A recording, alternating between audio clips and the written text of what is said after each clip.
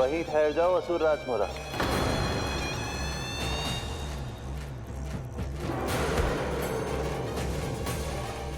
यहाँ क्यों आए?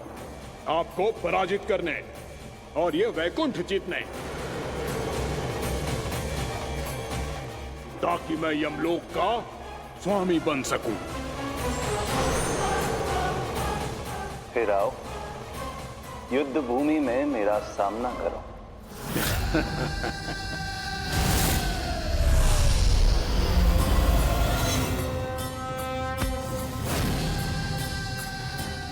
ये नहीं जानते कि इनसे ना हारने का वरदान तो मैं पहले ही प्राप्त कर चुका हूं, इसलिए युद्ध ठीक से आरंभ हो पाए उससे पहले ही इन्हें जीत लूंगा मैं।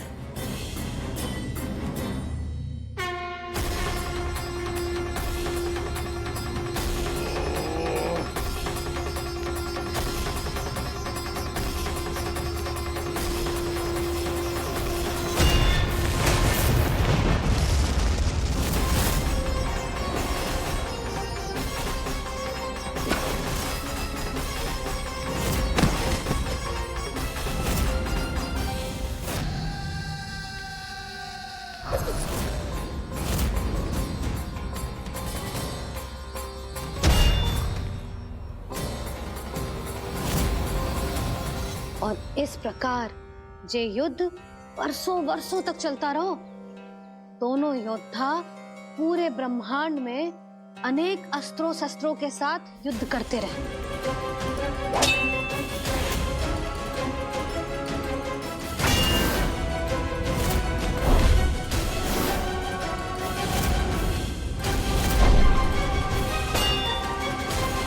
फिर क्या हुआ मैया?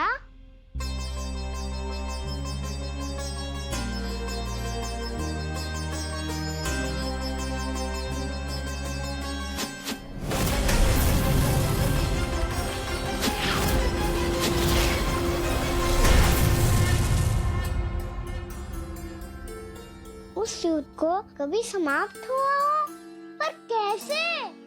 शीघ्र ही वो राक्षस थक गौ लल्ला।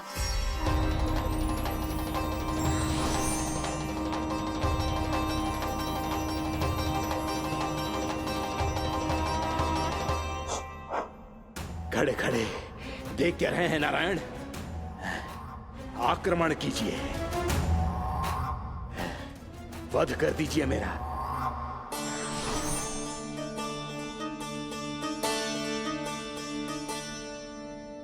मैं तुम्हारी वीरता से प्रभावित हूं, इसलिए इतनी थकान की स्थिति में मैं तुम जैसे वीर पर आक्रमण नहीं करूंगा। जाओ विश्राम करो। यदि फिर से युद्ध करने की इच्छा हो तो तुम्हारा स्वागत होगा।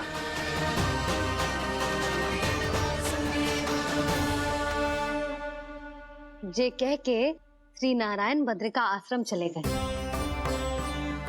और वहां हिमवत नाम की एक कंदरा में ध्यान लगा के बैठ गए। उधर वो राक्षस विश्राम करने लगो। अनेकों दिन बीत गए और अब वो राक्षस मूरा फिर से स्वस्थ होके बलवान हो गया था। उसने अपनी सारी शक्ति फिर से प्राप्त कर ली थी। श्री नारायण ने उस पर दया करी थी, पर वो फिर से श्री नारायण को छलने को तैयार होगा।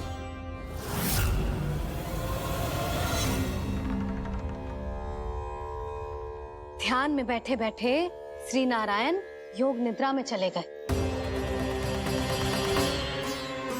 पर दुष्ट मूरा इसी अवसर का लाभ उठा के उनकी कंदरा में घुस आयो, ताकि वो सोते हुए श्री नारायण पे आक्रमण कर सके।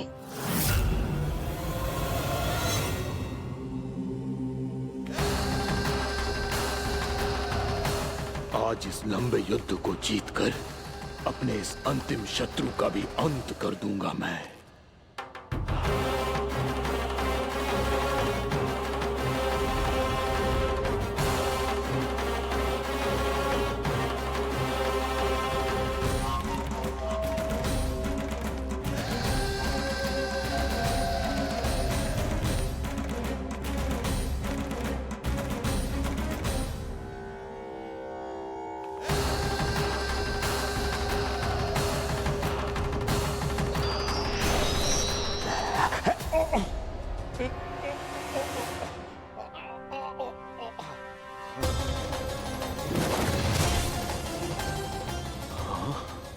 दुष्ट राक्षस, प्रभु ने तुझ पर दया की, तुझे संभलने का अवसर दिया। तू इन्हीं पर ही छल से वार करने चला है।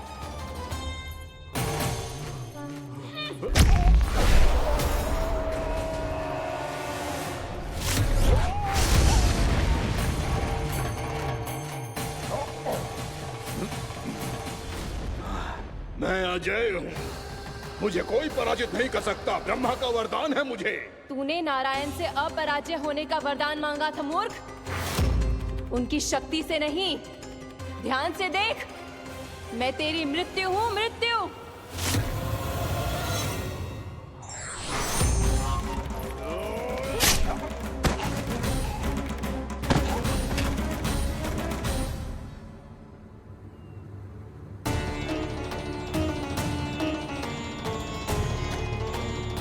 वो देवी कौन सी छोटी माँ? और कौन बलराम, वही तो थी देवी एकादशी।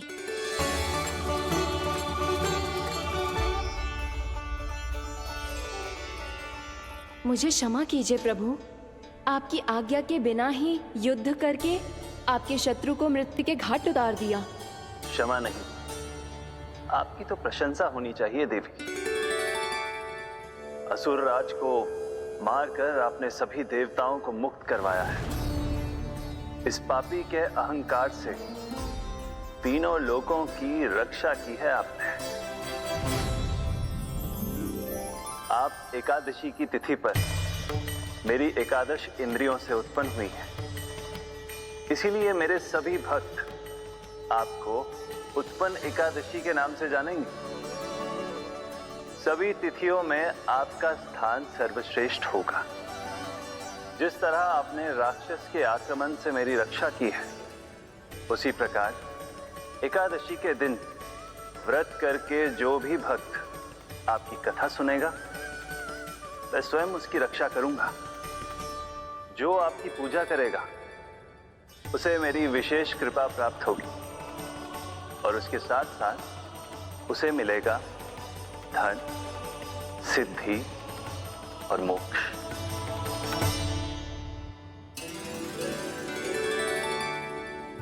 इसीलिए आज के दिन व्रत रखने का बहुत अधिक महत्व होता है। बोलो एकादशी मैया की जय। बोलो श्री नारायण भगवान की जय।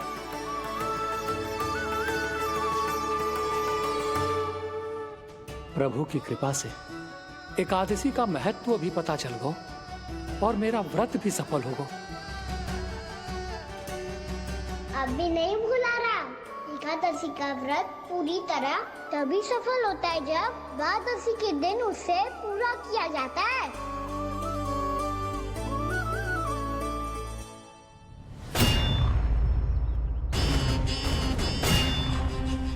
आवश्यक है आपको यह आभास होना कि उस विष्णु अवतार को पराजित करने के लिए आपके साधारण योद्धाओं में वो सामर्थ्य नहीं है। वो विष्णु अवतार कुछ अधिक ही असाधारण है।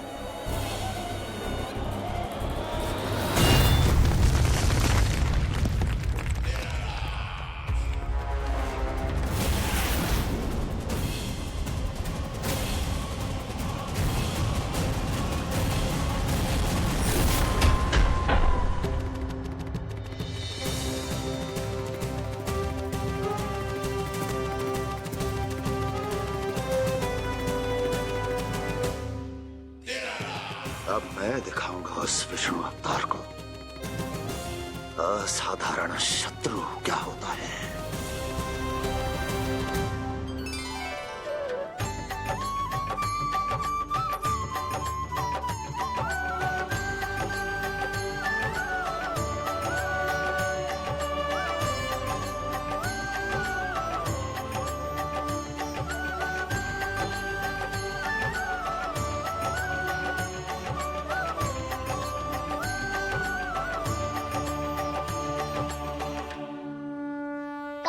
मामा अधीर हो रहे हैं, पर मैया ने मुझे अभी तक बाहर जाने की आज्ञा नहीं दी है। अभी उन्हें किसी और राक्षस को यहाँ भेजने से रोकने के लिए मुझे ही कुछ करना होगा।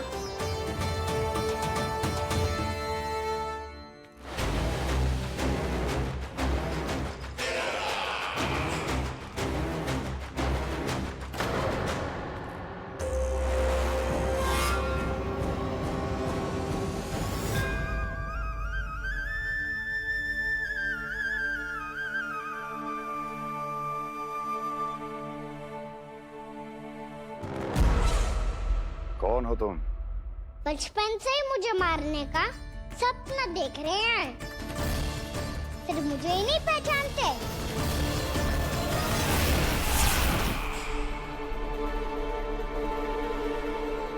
बचपन से विष्णु अवतार। कोई कान्हा बुलाता है तो कोई मुरलीधर पुकारता है, कोई माखन चोर कहता है, कोई कहता है चिच्चोर।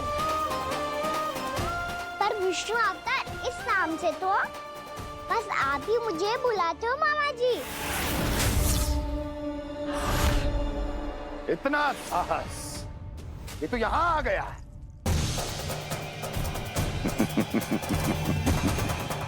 यहाँ आ तो गया तू विष्णु अवतार, किंतु यहाँ से जीवित नहीं जाएगा। तेरे इस शीश को तेरे धड़ से अलग कर दूंगा मैं।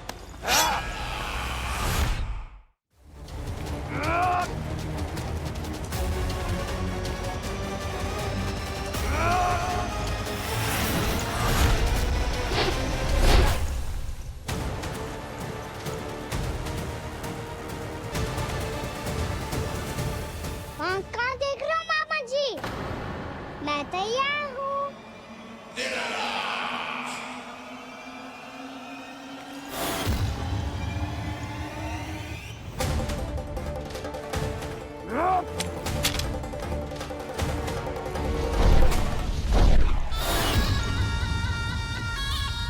मामा जी, आप सदैव इसी तरह क्रोध में रहते हो क्या?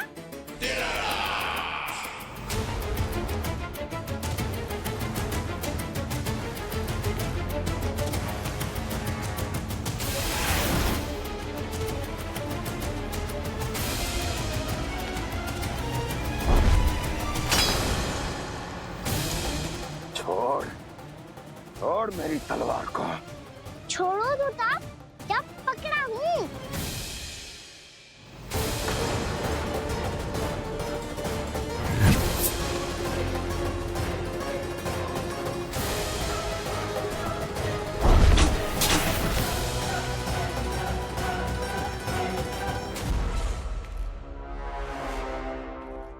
मामा जी,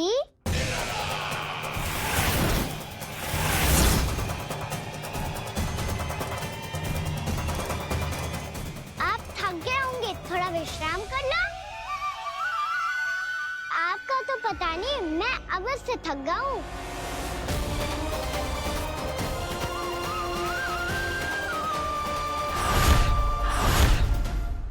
मेरे सिंहासन पर बैठने का तो साहस।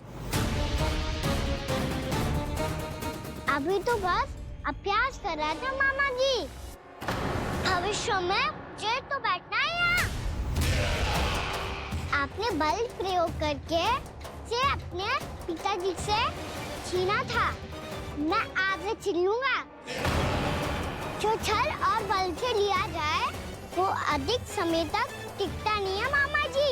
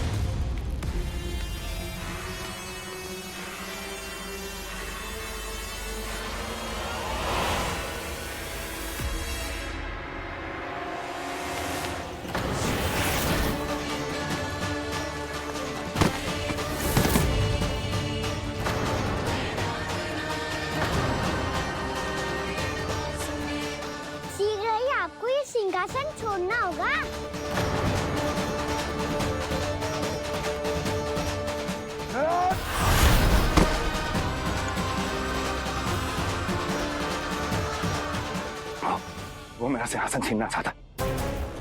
वो आ रहा है, वो आ रहा है। सैनिकों,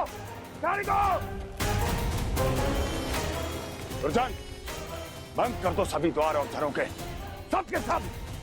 इसकी हर संभावना पर इतना कड़ा पहरा बिठा दो कि ना तो कोई महल के भीतर आ सके, ना कोई बाहर जा सके।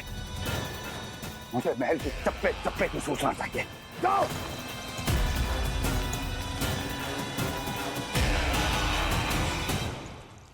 सिंहासन।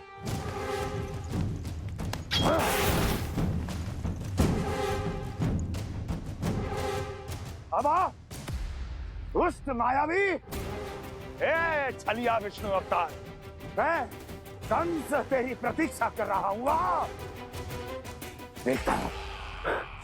देखता हूँ मेरे सिंहासन पर कैसे बैठता है तू। मुझे तो बस कुछ समय चाहिए था, वो मिल गया। अब करते रहिए आप प्रतीक्षा।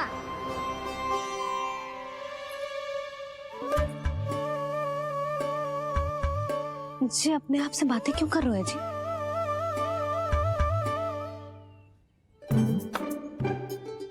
आप मुस्कुरा क्यों रहे हो? ना कछु ना। बताओ क्यों मुस्कुरा रहे हो? तुम ही पर गए हैं जी। जब तुम व्रत करती हो तो तुम भी ऐसा ही करती हो। इसी प्रकार भूख अधिक लगने पर अपना ध्यान भटकाने के लिए स्वयं से ही बड़बड़ाती रहती। होगा। आपको तो बस मेरा उपहास उड़ाने के लिए बहाना चाहिए।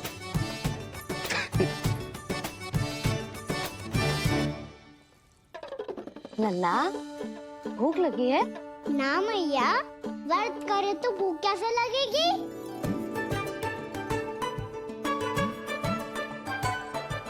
यदि लगी हो तो छोटे बालकों को थोड़ी बहुत भूल चूक क्षमा होती है। कछु ना तो फल तो तू खा ही सकते है। अब तो पूरे नियम और विधि विधान से व्रत तोड़ूंगा। कल द्वादशी के सुबह मुहूर्त के अनुसार। ठीक।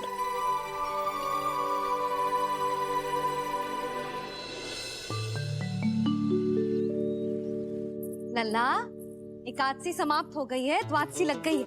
अब तू व्रत तोड़ सकते है। भोजन कर ले। ले।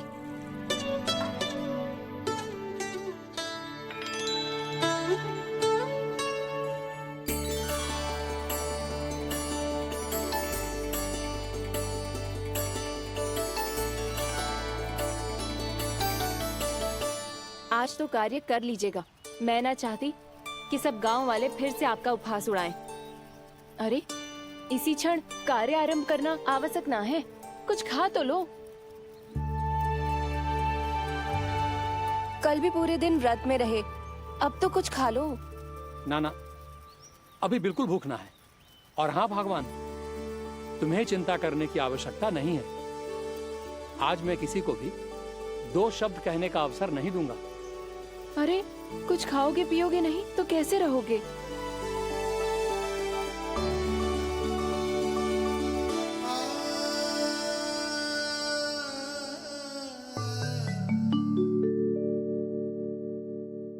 मैया,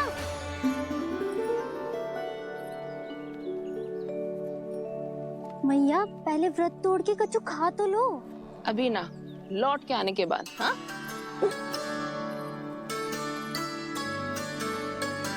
बलराम, ठहरो पुत्र, पहले कुछ खा लो। व्रत तोड़ना आवश्यक होता है। मैया ने एकादशी का महत्व बताया। लगता है मुझे सबको द्वादशी पर व्रत तोड़ने समाप्त करने का महत्व बताना होगा। हरि हरि हरि हरि हरि, मेरे हरि।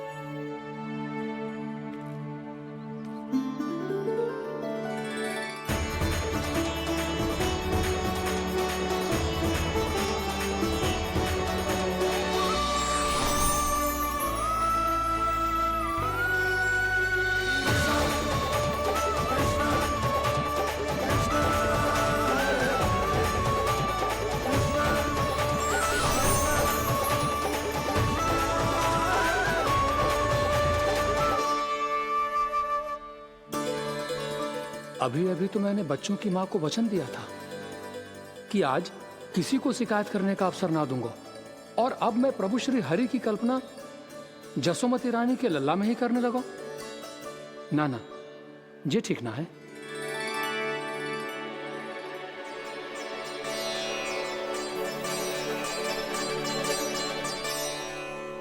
ठीक ही तो है, बिल्कुल सही पहचाना है आपने। बड़े तो बड़े, अब तो बालक भी हमारा उपहास उड़ाने लगे। मैं आपका उपहास नहीं उड़ाने आया, मैं तो आपके एकादशी के व्रत को पूरा कराने आया हूँ।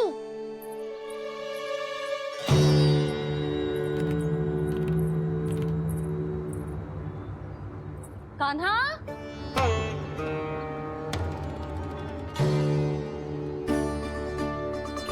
तो ये रे आपकी छड़ी और ये रे मेरी पीठ, सेक देना तापर तोड़। आज तो इसकी पीठ सेक के रहूंगी मैं। मैया घर पे भूखी मुझे ढूंढ रही होगी। लो आज द्वादशी के दिन पहले प्रहर में भोजन करके अपना एकादशी का व्रत पूरा करो आप। धन्यवाद राजकुमार, पर अभी हमें भूख नहीं है। बहुत सारा काम पड़ा है, और अभी थोड़ी ही देर में शंकरी बहन भी अपनी मटकी लेने आती होंगी।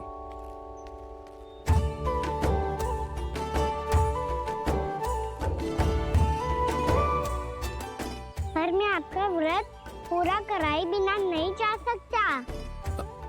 भला क्यों? भक्त भूखा रहे और भगवान खा ले, ऐसा हो सकता है भला?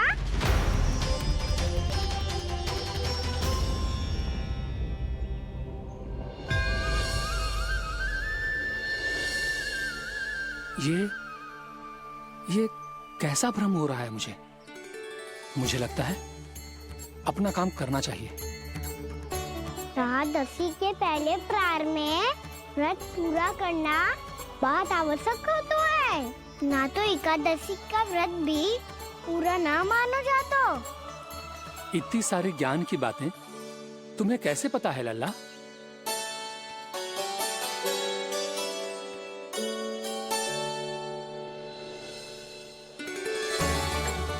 जैसे एकादशी की कथा होती है, वैसे द्वादशी की महिमा भी एक बहुत महत्वपूर्ण कथा है।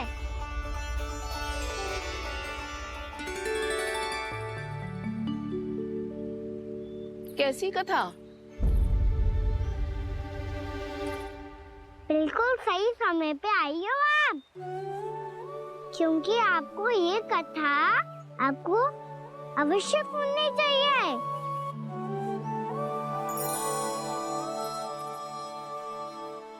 मुझे क्यों? पहले सुन तो लियो, फिर स्वयं ही पता चल जाएगा। बहुत समय पहले एक राजा हुआ करते थे, राजा अम्बरीश।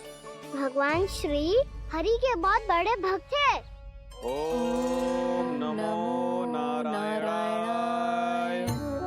ओम नमो नारायणाय।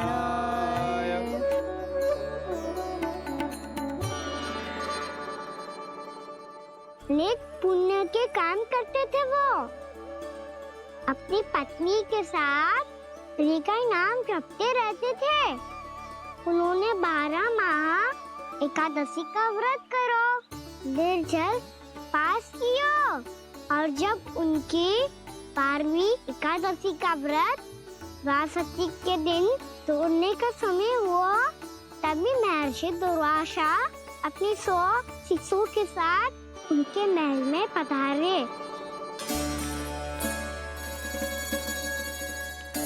प्रणाम स्वीकार करें महर्षि। आप जैसे महान ऋषि मेरे राज्यसभा में आए, वो भी ऐसे अवसर पर जब मैं और मेरी पत्नी निरंतर 12 एकादशियों के बाद अंतिम एकादशी का व्रत तोड़ेंगे। इससे बड़े सौभाग्य की क्या बात हो सकती है हमारे लिए? आज आपके साथ साथ मेरा और मेरे शिष्यों का एकादशी व्रत भी पूरा होगा। संभव है प्रभु की इच्छा यही हो कि हम सब अपना व्रत एक साथ तोड़ें। ये तो अत्यधिक प्रसन्नता की बात है महर्षि। तो फिर ठीक है, हम सब यात्रा से थके हैं, व्रत तोड़ने से पहले हम स्नान करना चाहते हैं। जैसी आपकी इच्छा महर्षि। जब तक आप लोग लौटेंगे तब तक आपके सारे प्रबंध यहाँ हो चुके होंगे।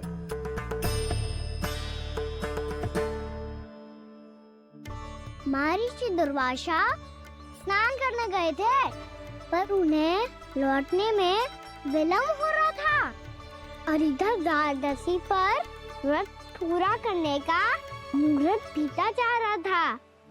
महाराज अम्बरीश बड़ी विरगता के साथ महर्षि दुर्वासा के लौटने की प्रतीक्षा कर रहे थे।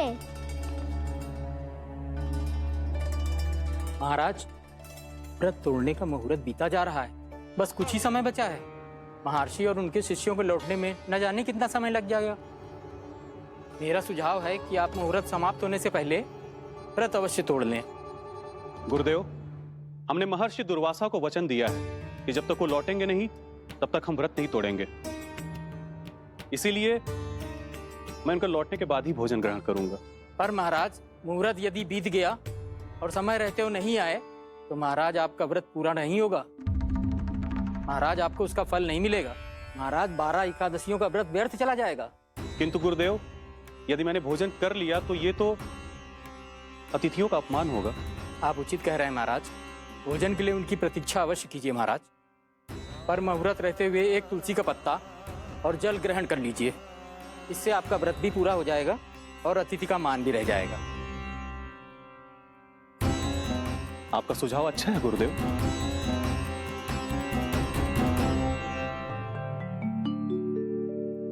जैसे ही महाराज ने तुलसी का पत्ता खाया, वैसे ही महर्षि दुर्वासा लौट आए। महाराज,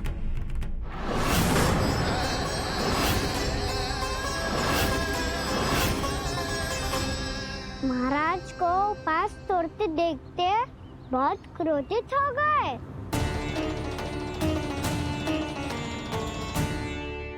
बहुत बड़े भक्त हैं आप, परंतु आप ये नहीं जानते अपने अतिथियों के साथ कैसा व्यवहार करना चाहिए।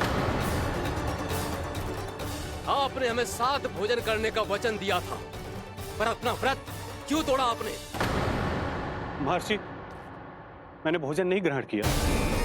कहीं मुहूर्त न निकल जाए इस कारण मैंने एक तुलसी का पत्ता ग्रहण कर लिया। 56 भोग खाया हो या एक पत्ता, अपना व्रत तोड़कर अतिथियों का अपमान किया है, मेरा अपमान किया है। अब आपको दंड भोगना होगा ताकि आप सीख पाएं कि अतिथियों के साथ कैसा व्यवहार होना चाहिए। महर्षि, आप जो भी दंड मुझे देंगे मुझे स्वीकार है, किंतु आप क्रोधित मत होइए। क्रोध का कारण आपने दिया है महाराज। एक महर्षि का अपमान करके राक्षसी प्रवृत्ति का परिचय दिया है आपने। इसीलिए अब एक राक्षसी आपको दंड देगी।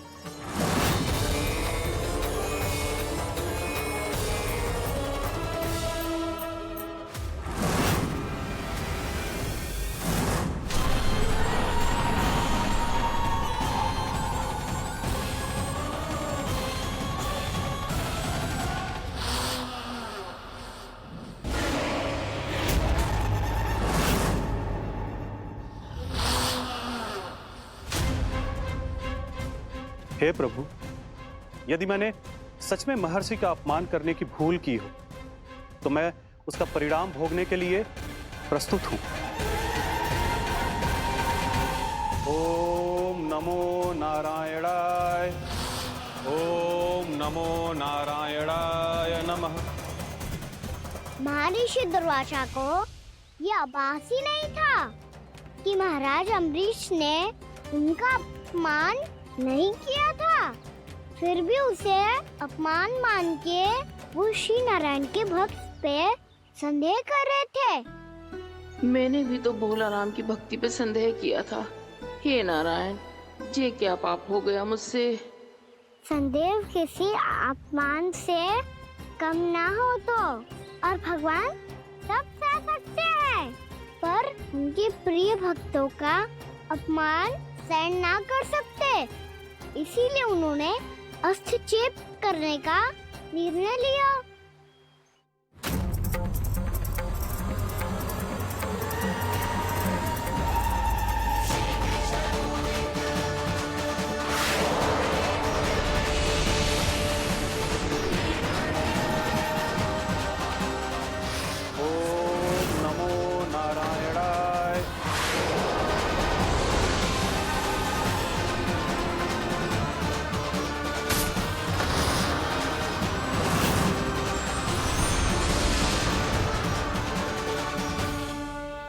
फिर भगवान का वो सुदर्शन चक्र महर्षि दुर्वासा के पीछे पड़ गया। ये चक्र तो मेरी ओर बढ़ रहा है। ओम नमो नारायणाय। ये कैसे संभव हो सकता है? कोई रोको इसे, कोई रोको इसे।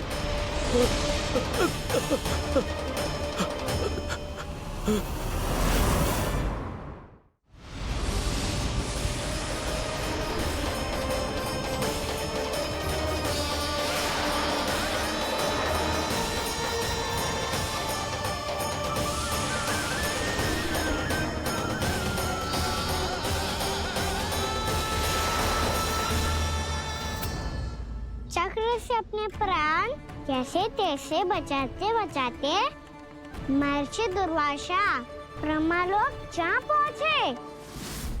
ब्रह्मदेव रक्षा कीजिए, ब्रह्मदेव सहायता कीजिए, मुझे बचाइए ब्रह्मदेव, रक्षा कीजिए। ये सुदर्शन चक्र मेरे प्राणों के पीछे पड़ गया है, मुझे बचाइए ब्रह्मदेव, मुझे बचाइए। महर्षि, मैं चाहकर भी आपकी सहायता नहीं कर सकता। ऐसी स्थिति में यदि कोई कुछ कर सकते हैं तो वो है सुदर्शन चक्र के स्वामी विष्णु, क्योंकि सृष्टि में केवल वही है जो इसे नियंत्रित कर सकते हैं। वो ही इसे वापस लौटने का आदेश देकर आपके प्राणों पर छाए हुए संकट को दूर कर सकते हैं। किंतु हां, मैं सुदर्शन चक्र से इतना अवश्य कहूंगा कि जब तक आप विष्णु लोक में पहुंच नहीं जाते, वो आपको किसी भी प्रकार की हानि ना पहुंचाए। आपका बहुत बहुत धन्यवाद, आपकी सदा ही जय हो।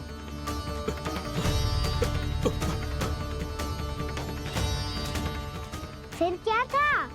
भागते भागते महर्षि दुर्वासा सीधे भगवान श्री हरि के शरण में बैकुंठ पहुंच गए। त्राहिमाम प्रभु, त्राहिमाम, मुझे बचाइए, मेरी सहायता कीजिए प्रभु, मेरी सहायता कीजिए। मैं आपके इस चक्र और ऊर्जा से नहीं भाग सकता प्रभु, कृपया करके अपने सुदर्शन को रोकिए, इसे वापस लीजिए प्रभु। यह असंभव है महर्षि। एक बार सुदर्शन चक्र मेरे हाथों से छूट जाए तो अपना उद्देश्य पूरा किए बिना, मेरे भक्तों की रक्षा किए बिना वापस नहीं लौटता। कोई तो उपाय होगा प्रभु, कृपया करके मेरे प्राण बचाइए प्रभु। मैं सुदर्शन की ऊर्जा से जलकर भस्म नहीं होना चाहता प्रभु। आप जो कहेंगे मैं करूंगा प्रभु, मेरी सहायता कीजिए प्रभु, मेरी सहायता कीजिए। एक उपाय है, किंतु मुझे नहीं लगता कि आप वो कर पाएंगे। मैं अवश्य करूंगा, मैं अपनी प्राण रक्षा के लिए कुछ भी करूंगा प्रभु। आपने मेरे भक्त राजा अम्बरीश को भक्ति का कर्तव्य निभाने के लिए अपमानित और दंडित किया है महर्षि, पर भक्त की रक्षा करना भगवान का कर्तव्य है। इसलिए यदि आप भक्त राजा अम्बरीश के पास जाकर क्षमा याचना करें और यदि वो आपको क्षमा कर दे तो ही ये चक्र आपके प्राण लिए बिना लौट सकता है।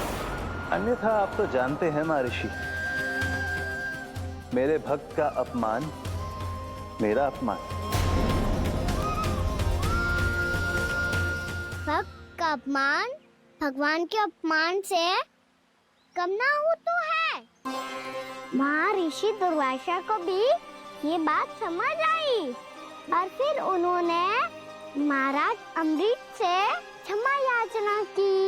महाराज महाराज महाराज महाराज महाराज, मुझे क्षमा करें महाराज, मुझसे बहुत बड़ी भूल हो गई महाराज, मुझसे बहुत बड़ी भूल हो गई महाराज। महर्षि, आप हमारे चरण छुए ये उचित नहीं। महाराज, महाराज अम्बरीश, आप नारायण के सच्चे भक्त हैं। मैंने आपको अपमानित किया, दंडित करने का प्रयास किया महाराज। इस अपराध के लिए मुझे क्षमा कीजिए महाराज, और इस सुदर्शन चक्र से मेरे प्राण बचाइए महाराज।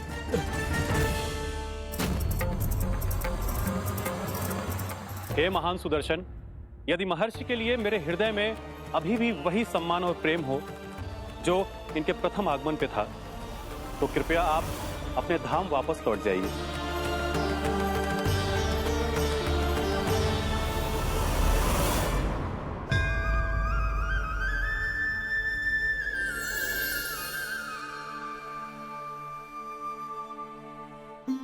आपका बहुत बहुत धन्यवाद महाराज अम्बरीश। मैं आपको आशीर्वाद देता हूँ कि आप देवराज इंद्र के समान शक्तिशाली हों। आपकी कीर्ति का पताका 10 दिशाओं में फहराए। मेरी बस एक ही इच्छा है महर्षि, कि मैं आपके साथ अपना उपवास तोड़ सकूं। अवश्य महाराज, हम सब भोजन आपके साथ करेंगे और अपने आप को नारायण की सेवा में अर्पित करके व्रत को पूरा करेंगे, क्योंकि आज जो यहाँ हुआ है उससे सिद्ध हो चुका है कि एकादशी व्रत का फल द्वादशी की सुबह भोजन करने से ही प्राप्त होता है। इस कथा से हमें पता चलता है कि सभी को द्वादशी के सुबह भर पेट भोजन करके एकादशी का व्रत पूरा करना चाहिए। और दूसरी बात, भगवान की सच्ची भक्ति अपमान कभी ना करना चाहिए। उनके साथ सदैव प्रेम से व्यवहार करना चाहिए। यही भगवान को सबसे अधिक प्रिय है। भैया भोला राम, मैंने भी श्री हरि पे तुम्हारे विश्वास का उपहास उड़ाया था, मुझे क्षमा कर दो। ना ना, आप क्षमा मांगकर मुझे लज्जित मत करो, आप तो मेरी बहन जैसी हैं। जब महर्षि दुर्वासा जैसे महान ऋषि को भी प्रभु के भक्त से क्षमा मांगनी पड़ी, तो मैं तो बहुत ही तुच्छ हूँ। मुझे आपकी किसी भी बात का बुरा ना लगा। पर पता है प्रभु को कौन सी बात सब भूला रखता है? कौन सी बात?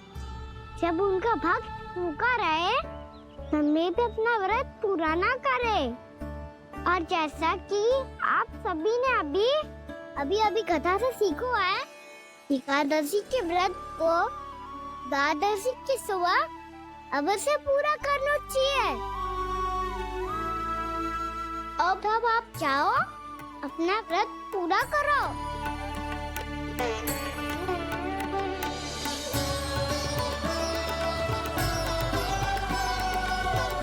मैं आपके लिए जल लेके आती हूँ।